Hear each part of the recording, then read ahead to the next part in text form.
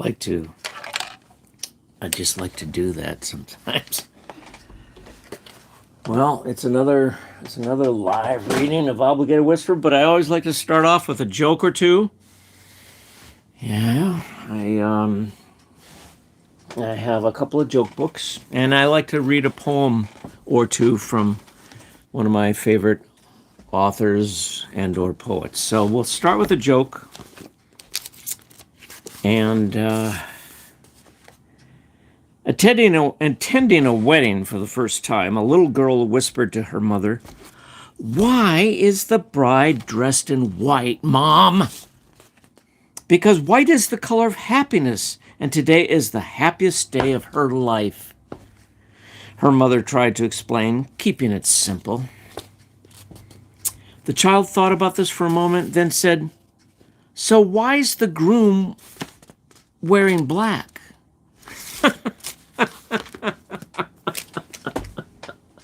That's a good one. I like that one. Charles Bukowski. Here's a poem from Charles Bukowski. All right, yeah, I'll get a little closer to the microphone here. Let's get this down a little, can we? A little bit. A little closer in. Can we zoom in? Oh my God, don't want to go that close. Magic fingers on the cell phone. Oh my goodness, there we go. That's better. This is called Flophouse. Charles Bukowski.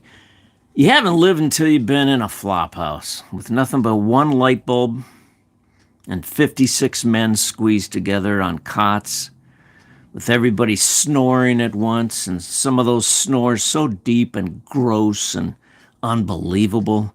Dark, snotty, gross, subhuman wheezings from hell itself. Your mind almost breaks under those death-like sounds. And the intermingling odors, hard, unwashed socks, pissed and shitted underwear, and over it all, slowly circulating air, much like that emanating from uncovered garbage cans.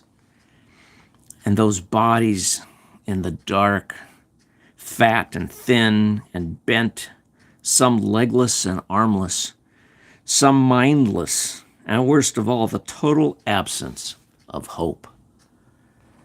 It shrouds them, covers them totally. It's not bearable. You get up, go out, walk the streets, up and down sidewalks, past buildings, around the corner, and back up the same street. Thinking, those men were all children once. What happened to them? And what has happened to me? It's dark and cold out there.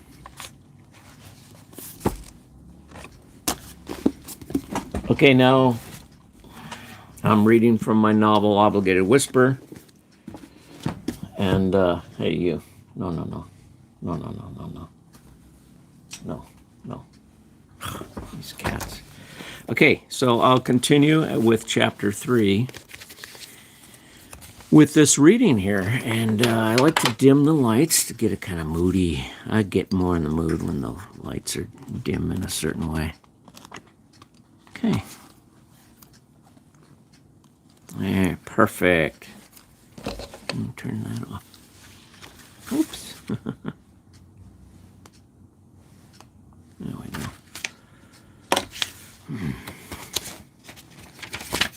Oops. Chapter 3. The ifs emerge for a short season. Trouble follows. Sin, surely as fever follows chill. Hopi. Wait a minute, did we read this list? I think we read that. Ah, that was from chapter 2. My apologies. All right. Chapter 3. Moon Tree and Rune. The frog does not drink up the pond in which he lives. That's from a Sioux proverb. In August 1939, Albert Einstein wrote to inform President Franklin Delano Roosevelt that recent research on chain reactions utilizing uranium made it that by harnessing this power, the construction of extremely powerful bombs was conceivable. Einstein believed the Germans were actively supporting serious research in this and urged the United States government to do likewise. Initially, the president was noncommittal and expressed concern over getting the necessary funds. Even so, it was mere hours when Roosevelt became convinced of the value of exploring atomic energy.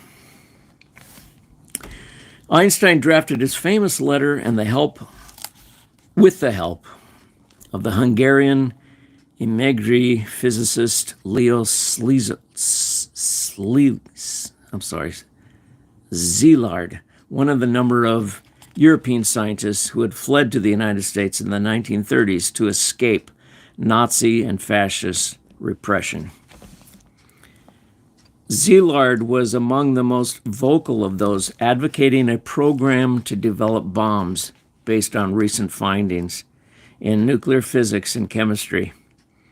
Those like Szilard and fellow Hungarian refugee physicists Edward Teller and Eugene Wigner regarded it as their responsibility to alert Americans to the possibility that the German government and its scientists might win the race to build an atomic bomb and to warn that Hitler would be more than willing to resort to such a weapon.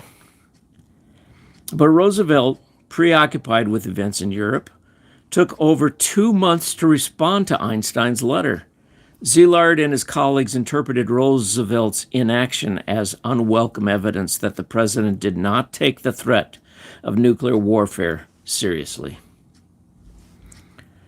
Roosevelt wrote Einstein back on October 19, 1939, informing the physicists that he had set up a committee consisting of Alexander Sachs, a Wall Street economist, a longtime friend and unofficial advisor, and representatives from the Army and Navy to study uranium. Events had proven Roosevelt to be a man of considerable action once he had chosen a direction. In fact, Roosevelt's approval of uranium research in October 1939, based on his belief the United States could not take the risk of allowing Hitler to achieve unilateral possession of extremely powerful bombs, was merely the first decision among many that ultimately led to the establishment of the only atomic bomb effort that succeeded in World War II, the Manhattan Project. The British, who made significant theoretical contributions early in the war, did not have the resources to pursue a full-fledged atomic bomb research program while fighting for their survival. Consequently, the British acceded reluctantly to American leadership and sent scientists to every Manhattan Project facility. The Germans, despite Allied fears that were not dispelled until the Alsos mission in 1944, were little nearer to producing atomic weapons at the end of the war. German scientists pursued research on fission, but the government's attempt to forge a coherent strategy met with little success. The United States had little reliable intelligence on the German bomb effort until very late in the war. Thus, it was not known until the ALSOS counterintelligence mission that the German program had not proceeded beyond the laboratory stage and had broke down and failed by mid-1942. The Russians built this program that grew increasingly active as the war drew to a conclusion, but the first successful Soviet test was not conducted until 1949. The Japanese managed to build several cyclotrons by war's end, but the atomic bomb research effort could not maintain a high priority in the face of increasing scarcities. Only the Americans, late entrants into the World War II and protected by oceans on both sides, managed to take the discovery of fission from the laboratory to the battlefield and gain a short-lived atomic monopoly. By 1989, atomic tests by most first world nations were common. And to keep up with the competition, the United States felt it necessary to continue their tests, now mostly underground and within the secret bowels of the ocean.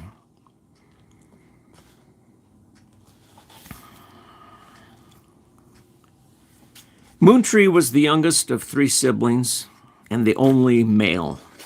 His best friend Rune was an only child, and they had been best friends since meeting in the days of their teaching during the Great Explosion of 1945. Elder Ifs who were childless or unmarried often took on the responsibility of teaching the young, and the time spent with them also acted as babysat hours. In this way, no one in the community felt unwanted, unneeded. There was a total absence of any neglect, physical, emotional, mental. Since old bachelors and bachelorettes relished these opportunities to teach the impressionable babies and youth the old ways, the myths and hard truths, the means of ritual and the day-to-day knowledge necessary for gathering food and for weaving cloth to fight the cold. Moontree, for an If, was a healthy bachelor of 115, and therefore deemed an age still eligible for procreating. The same was true of his shorter friend Rune, who was but 95 years old. The captain of their hoodoo region, Salaman, saw in the 2 friends a maturity he regarded deserving scout material. And often Salaman and a few of the other elders sent them on simple night quests to the above lands, mainly to sharpen their skills. For the most part, these excursions were to simply seek out the occasional pronghorn deer or ranch sheep that had died by ways of unforeseen tripping into the petrous holes and hidden tottery pathways of their cavern homes. The skin or wool from such finds was tooled for leather coats or cloth blankets, or for that of jackets and pants. But once in a greater blue moon, the scouts were sent above to spy on the peoples they feared. If the reports came back with no more news than the usual killing wands, wayward destructions, word was soon shared until all of the Ifs felt safe enough for another year or so, devoid of further risk spying. Killing wands, by the way, was the Ifs term for human rifles or handguns.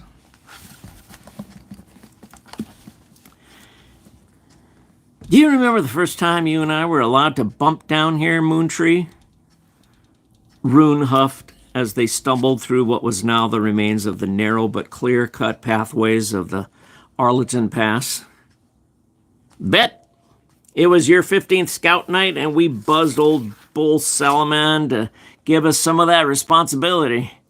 We couldn't believe he not only asked us in, but let us explore all some but 2 miles of it. Moontree breathed heavily, straining, moving a fallen rock out of their way. It's going to take some brickin' time to get this pass to where it once was. Knight said, agreed Rune. They plodded ahead, Moontree using the light rock almost constantly now.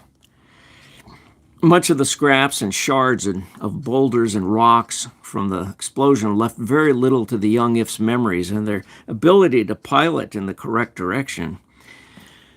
For beside their keen eyesight and highly evolved hearing, they could remember geographically every turn, landmark, dip, and hill. Much like a blind person can easily navigate around her apartment or house, every If could easily steer in the darkness of their own regions of home with ease, even in pitch darkness. I figure we've blipped our way half course by the looks of this dip, Moontree whispered tiredly, pointing with the light rock to a large descending pitch in the path directly ahead of them. Oh, Daybet, Rune responded with a sigh. He remembered the descent the hard way when he tried to jog the pass too fast when he was way too young for such a feat. Holder got me right beyond the ridge one time, he said, remembering the large stalactite that bruised his tender bald head so many years ago, teaching him the benefits of slowing down. Moontree laughed. I've tripped on more sitters and gammed my head on more holders than I care to remember, Rune. More screams than I care to daymare about. Ouch! He looked at the precious light rock in his left hand. Sure as night. Wish these little gemmers weren't so rare. Would make life slicker and tracks easier, that's for sure, said Rune. There was silence as the two renewed their breath and felt their energies return.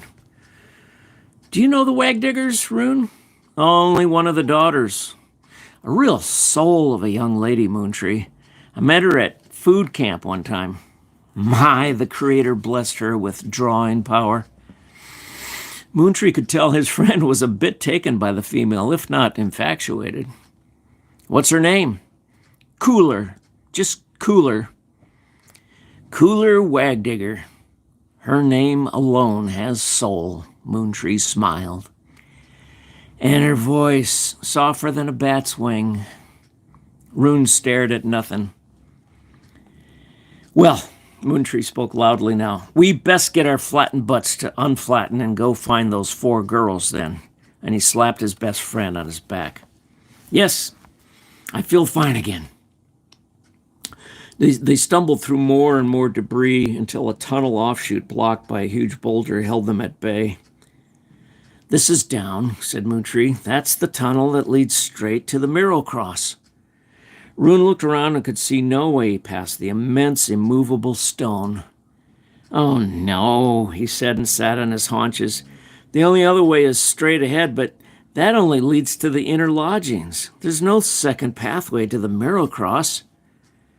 If we were lucky, the Wagdiggers dug their way back to their apartments, Moontree said with little hope in his voice. Torn up, but bet. Rune sighed and they plodded on. When the detonation hit, all 4 of the Wagdigger girls were waiting at the Miro Cross for their guardian babysitter, Flutterby Whomwind. Flutterby was only gone gathering a stoneware's bucket of underground stream water a few minutes away when the angry blast sent everyone into walls, floors, and ceilings. The 4 girls and young women were thrown against a wall of the Miro Cross itself, and Cooler's youngest sister, Owllight, was knocked unconscious. A few cave lizards and salamanders scurried by in the confusion as Cooler, Shine, and Illy bolted to their wounded sister. Little Owllight had only been playing with a long stalactite moments earlier, attempting to break it off the cavern ceiling. She was laughing with the hope of making it her personal walking stick. Other Ifs were gathering water into stone buckets, while a few If men busied themselves with sharp stones, adding to the beauty of the sacred place by carving more steps into the entrance. One If was perched on a nearby ledge as he played his flute-like instrument carved from a skinny holder stalactite. An appreciative, music-loving bat was clinging to the roof nearby, slowly nodding as he hung upside down to the rhythm of the song. The Miro Cross was a smooth, floored area, almost the size of a basketball court. 4 small streams gathered there and spilled into a deep pool some of the Ifs at times ventured diving into. The walls were slick, too, from waterfalls and ancient dribblings from salt and mineral-enriched showerings. The rainbow-like effect made the room look magical and, in fact, was deemed a place of mystery and healthy magic. When answers were needed, they often were told in a silent yet obvious method at the revered Miro Cross. And the deep pool itself was said to voice inaudible words to those brave enough who dove into its dark, turquoise depths. Owllight was only 10 years old, a mere child, and her 3 sisters carried her back to the home of their parents where they Knew a medicine woman. They were hoping their neighbors were there. Their caretaker, Flutterby, after collecting her senses, was beyond worry as she managed to scramble her way back to the Miracross Hall, where she had left her charges within the safety and safe, watchful protection of the stone carvers. When she couldn't find them, she headed toward the apartments, only to be stopped by Leaf Ear, a Mexican free-tailed bat, also known as a Brazilian free-tailed bat. He was a bat scout. Speaking in song-like, Morse code-like high clicks and chirps that the Ifs had learned to translate and speak in turn with over the millennia, he told her to go to Great Hall, where head Captain Salman was gathering all Ifs for an important and rare meeting. She tried to tell the bat she needed to find the 4 girls, but Leaf Ear interrupted. "You can find them later. The meeting is now, and if you miss it, anything said that can be sifted into that false rumor of misinformation. Go there for yourself in order to hear of Captain Agard's instructions. If you refuse, you'll be of little use to the girls when you do find them. In the meantime, though, I will search for them." Reluctantly, Flutterby followed the old bat's counsel and made her way by the widest stream at the Miracross by means of a small, childlike, kayak-like canoe. She paddled until she reached Great Hall, hoping it would be a brief meeting so she could return in the search for the babies in their charge. The Wagdigger parents, Fenright and Melisma, were already waiting at the council and were most distraught when they saw Miss Humwind enter the hall alone. Above ground, business was pretty much as usual, as any human people seemed unaffected by the terrible underground test. The military always made sure such tests were far enough into the deserts that homes, schools, and workplaces hardly noticed a leaf tremble. The news of the test was nothing more than a 2-inch blurb in the Santa Fe Times, buried within the science section. But animal life, even above, was suffering. Reptiles, birds, coyotes, mountain lions all did as best they could to locate displaced kin. All did what they were able to dig out the remains of what was left of their destroyed homes. And as time passed, all made do as the deformed and crippled offspring were birthed into the world. Ever since the 1950s, mankind was experiencing the new age of wonder. Through the years, scientists were given many responsibilities, many assignments, many puzzles to turn over in their laboratories and even in their homes. These dedicated specialists who day after day spent their hours surmising, calculating, researching, could on occasion discover amazing answers to their never-ending, ever-probing questions. Like cells dividing and growing, the United States research facilities were gaining new insights into the fabric and origins of life itself. Because of society's increased appreciation and curiosity with all science had to offer, even the most sacred of arenas were entered upon with almost cult-like zeal, with an unashamed sense of entitlement. Some good, however, came from the scientific fervor. The 50s and 60s became 2 decades of outstanding prosperity. Man was making headway in agriculture and medicine. The automobile, the jet airplane made travel faster and easier. The educational system was about to reach most every family amongst poverty level and lower to upper middle classes. Man was prosperous, both in the good he developed, but also in the dreadful misfortunes which spawned from his unbridled and boundary-trespassing quest and desire for more power. Nearsightedness was the disease for this period of time. Curiosities were satisfied at the expense of the environment and the very future of the planet itself.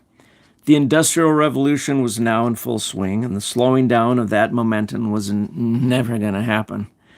At least not for some time to be, too long to be, and many feared too long to be remotely redeemable. The bomb was one of these nearsighted misfortunes. With a naive hope the bomb would do nothing more than bring about an end to all wars. Researchers encouraged more and more experimentation for the quote-unquote perfection of its effects and the explosive's potency and potential. The so misnamed perfection of the bomb did not take long at all.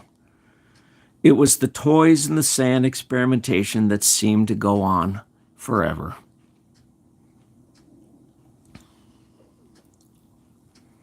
Moontree and Rune were beyond exhausted by the time they reached the apartments. Everywhere they turned, rubble and fallen structures and artifacts blocked their trek. Well beyond 2 more hours were logged until a small shaft of light from the light rock indicated the familiar structures of the homes many ifs were lodgers of. These were buildings made from mined mud and clay from the above lands. They resembled the Pueblo structures of the Zuni and Hopi, carved within the cliffs of their hills way back within the prehistoric Anasazi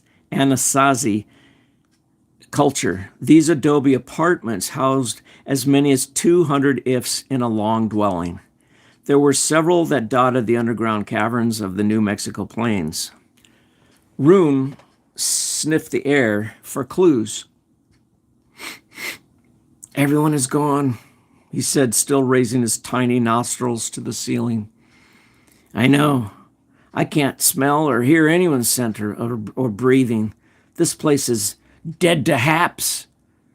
They managed to work their way to the center of the grotto-like circle that hugged the Pueblo-esque apartments. Here, small carved statues of salamanders and bats and even above-land cacti were either toppled or smashed due to the unexpected catastrophe. Moontree hoisted himself up onto the shoulders of a large headless bat carving, giving him the strange appearance of having large outstretched wings in the dim light. He pulled the light rock from his pocket and pivoted about, surveying the solemn apartments. "Wait," he said with a short start. "What's that?"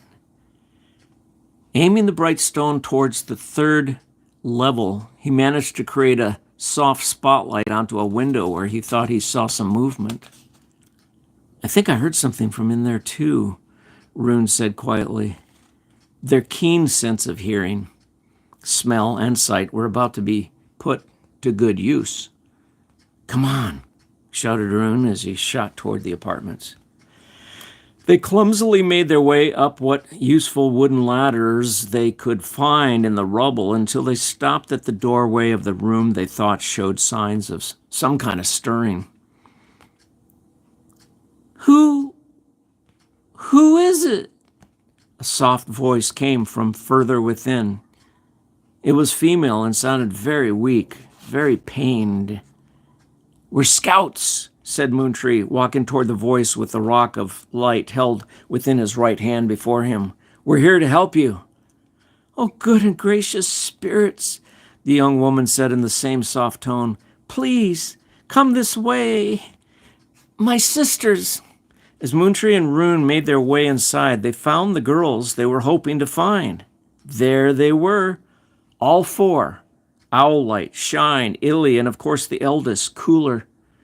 Only Illy, the next to the eldest, was awake as she pointed to her sisters, all prone on the ground, of whom the 2 scouts were hoping were simply sleeping. "Are they?" Rune began. No, just asleep.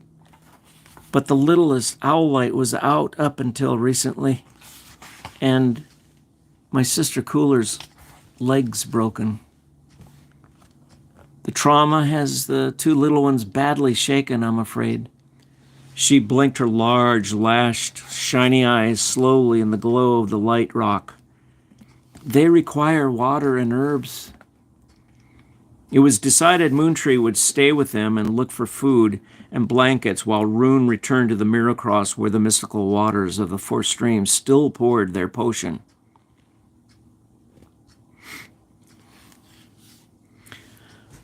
Salaman, in the meantime, was mustering up the courage to tell his people to get ready for some risk-taking. More scouts like Moontree and Rune would be sent on excursions in an attempt to decipher what actually happened. The sick winds, whose stench was worsening by the hour, now had to be avoided. Salaman knew the move to Carlsbad was an urgent and necessary decision. This time it would happen. And so was the knowledge that could be gained by a short-term visitation to the above lands. But the unnerving part of his plan kept all the ifs in a hushed sense of trepidation and worry. Hopefully, once our scouts discover the source of this dark hex, it will confirm what I suspect already. But now I come to the obligatory part of what must be done. We must, every last one of us, go above again. Men, women, boys, girls. The hidden tunnels go too deep in this part of the land, and even if we could figure a way to Carlsbad through them, we would never survive its depths. The air gets thinner, and little is known how many dead ends are within its secrets.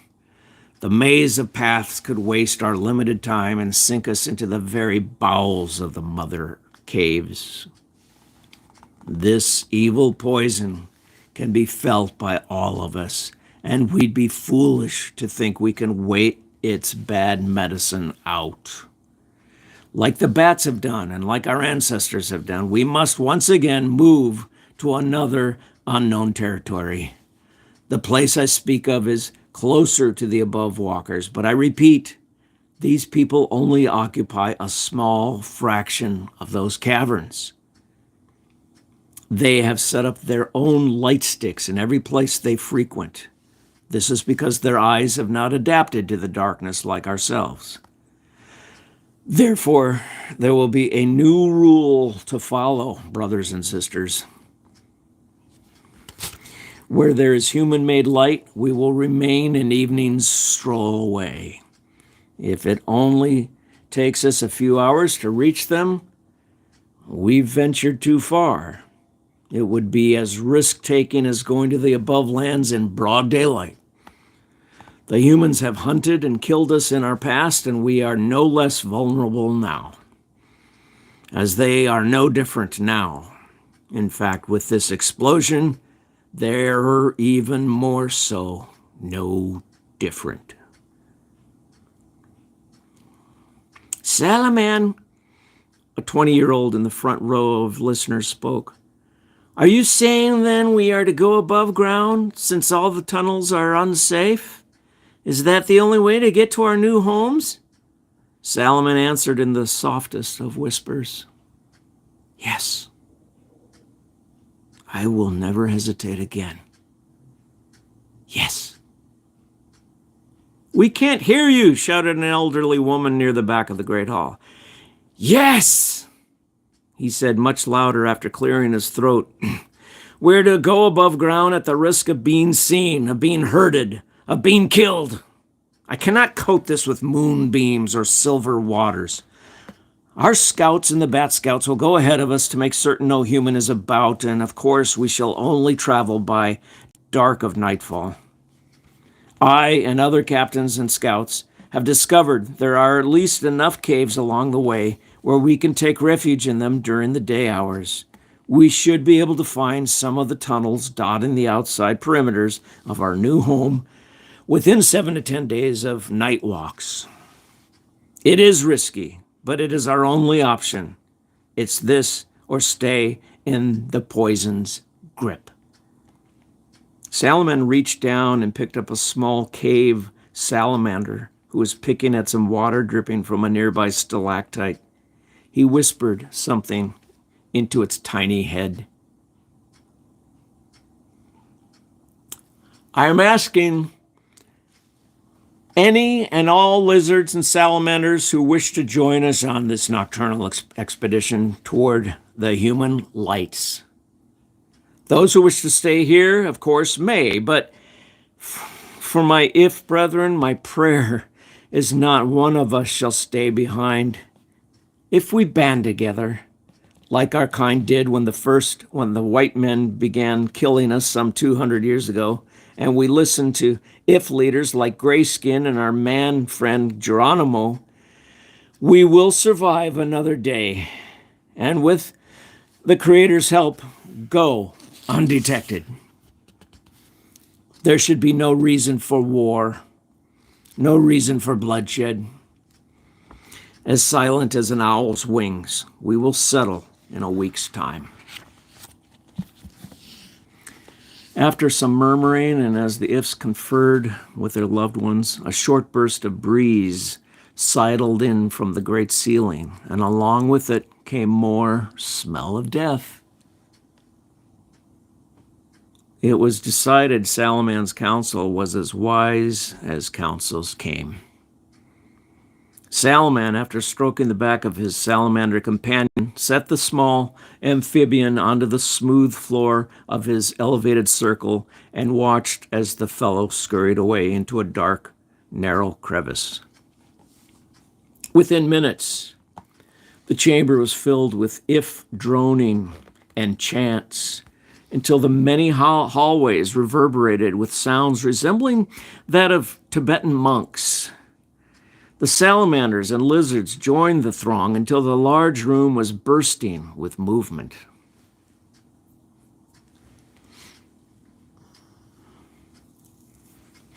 During the next several weeks, men in the above lands were surveying the after effects of the blast. They wore bulky white or orange suits, while glass-encased visor helmets covering their heads with glass-encased visor helmets covering their heads. They took samples and gauged the radioactivity levels.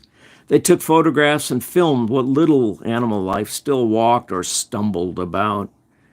Makeshift buildings, which were quickly erected to simulate homes or offices, were mostly lying on their sides or mangled in heaps of ugly disrepair. Photos of these were also taken. Though no mushroom clouds were visible, the earth was slowly, with measured eeriness, belching its invisible, noxious, deadly fumes upward. The instruments recorded all of the necessary data. The mad rush for nuclear dominance was a big issue for these military people. Now that Pandora's box had been unleashed upon Nagasaki and Hiroshima at the close of World War II, it was deemed a compulsory precautionary act to continue the testing of the atomic bomb. And since above-ground detonations quickly became unpopular taboo, the next logical step was to ignite the monsters underground or in the ocean. Who lived there? Who or what would be affected? A few prairie dog families, lizards, snakes, fish, scorpions, spiders, flora, certainly no human beings. No one cared. Beyond the scorched hills and blistered streets, under the broken fingers of fallen telegraph poles, and within the hellish ray-stamped images of bodies on walls and boulevards, the hospitals of Nagasaki and beyond were filled. X-ray specialists were given a crash course education on the devouring effects of radioactive rays on the human bloodstream and viscera. Every room was filled, and the dying sat up, cross-legged against the walls, whispering sad exchanges with their families, trying to answer their questions without sounding indifferent, although they knew their futures were cut short, and they were only waiting in waiting rooms for the dead, waiting for the soon to end. American soldiers sent to study and report on anything they could add to the data often felt revulsion and immense pity for the victims. And yet many others did not feel remorse. How the Japanese military treated its enemies is a matter of public record.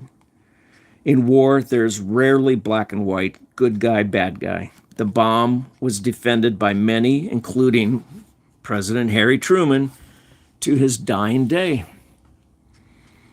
Others, including some of the Los Alamos Project Y scientists who enabled the act by their experiments in the secret New Mexico desert location, literally repented any involvement with its creation and ultimate implementation on human beings. Some were never the same after the bombings.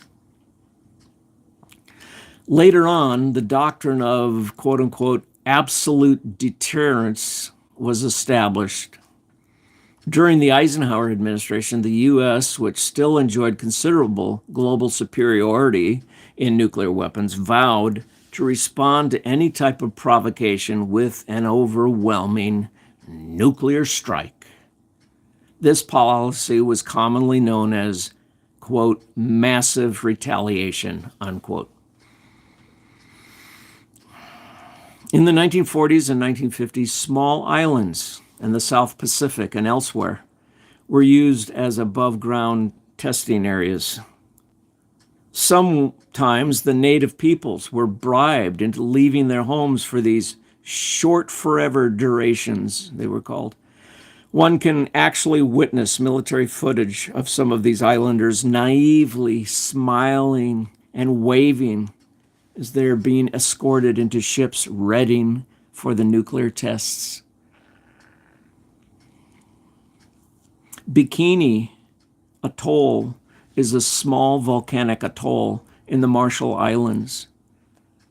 Bikini was a major U.S. nuclear test site for several years. The famous Bravo test was conducted there on March 1st, 1954. In the 1980s and 1990s, the U.S. conducted its nuclear tests at the Nevada test site in the western United States. And now it was 1989. Salomon's word was followed. The poison was real to their sensitive minds and noses. The small and delicate population of the IFs could no longer remain where they were in the isolated and once safe spaces of the Hoodoo Gardens. Despite the hundreds of years they knew these desolated lands, they were soon to become only a memory of their history for good. And the bats who lived there for thousands of years followed the IFs to Carlsbad by night.